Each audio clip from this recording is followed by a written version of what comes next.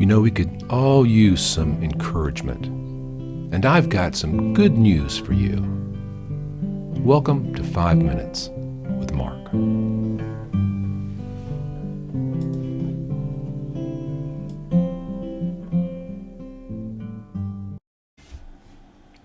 Well, greetings, friends. Welcome back to 5 Minutes with Mark. We're going to pick up the story, Gospel of Mark, chapter 14, at verse 3. And being in Bethany, at the house of Simon the leper, as he sat at the table, a woman came having an alabaster flask of very costly oil of spikenard. Then she broke the flask and poured it on his head. But there were some who were indignant among themselves and said, "Why was this fragrant oil wasted?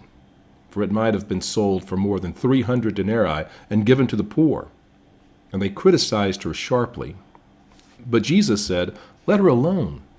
Why do you trouble her? She has done a good work for me. For you have the poor with you always, and whenever you wish you may do them good. But me you do not have always. She has done what she could. She has come beforehand to anoint my body for burial. Assuredly I say to you, wherever this gospel is preached in the whole world, what this woman has done will also be told as a memorial to her." Wow. So, some really interesting things are happening here. First, Jesus is at the home of Simon the leper. Now, who is Simon the leper? I'm assuming Simon is the leper who Jesus healed way back in the beginning of the gospel. That's the connection that I would make. And he's now been restored. He's now back in his home. And Jesus comes and is welcomed into Simon's home in Bethany. Now, Bethany is a small village outside near the Mount of Olives coming up into Jerusalem. And Jesus spent a lot of time there. If we go to the Gospel of John, you find that that's where Lazarus is with Martha and Mary, his sisters. Lazarus, of course, is the person who dies, and Jesus raises him from the dead in the Gospel of John. In the Gospel of John, we also see that it's Mary, Lazarus' sister, who anoints Jesus with the oil of spikenard. And it's Judas Iscariot who is upset because it wasn't sold so that the money went into the coffer so it could be given to the poor. Although John says it's because Judas was a thief and wanted to steal the money. That's John's take. He was there, I wasn't. Anyway, Jesus is there. Mary comes, or in Mark's gospel, a woman comes, in the leper's home and pours out an alabaster flask of very expensive perfumed oil. And there is indignation. What was this all about? We could have done a lot with that money, right? Jesus says, "You don't understand what's happening. She has come and anointed my body for burial."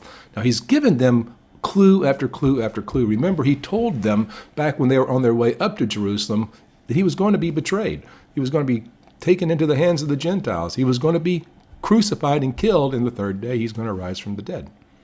They didn't get it then. They still don't get it.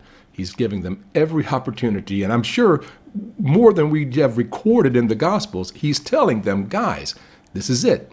Things are about to get really, really bad, and you need to understand. The poor are always going to be here. Yes, we should take care of the poor, but I'm not going to be here much longer. Not in this physical condition, not in this body, not as your master who's leading you around. I'm going to be gone. And I'm going to be dead. I'm going to be buried. And Mary, this woman, she's done what she could for me. She's done what she could for me. That really resonates to me, doesn't it? Have I done what I could for Jesus? This was such a simple but very personal act. In fact, in the Gospel of John, it says she also anointed his feet and wiped his feet with her hair. Mary was worshiping Jesus simply but passionately everything she had. Most precious possession she had was probably this flask of very expensive perfume. And she didn't just put a dab on Jesus. She broke it open and poured the whole thing on him. It was an extravagant gesture. What kind of extravagant gestures are we willing to make to demonstrate our love for Christ? Are we, like Mary, just ready to give it all to demonstrate for our Lord how much we love him, how much we trust him, how much we believe him, how much we need him in our lives? Or are we going to be like Judas and the guys in the back of the room going, wait a minute, that could have been turned into money.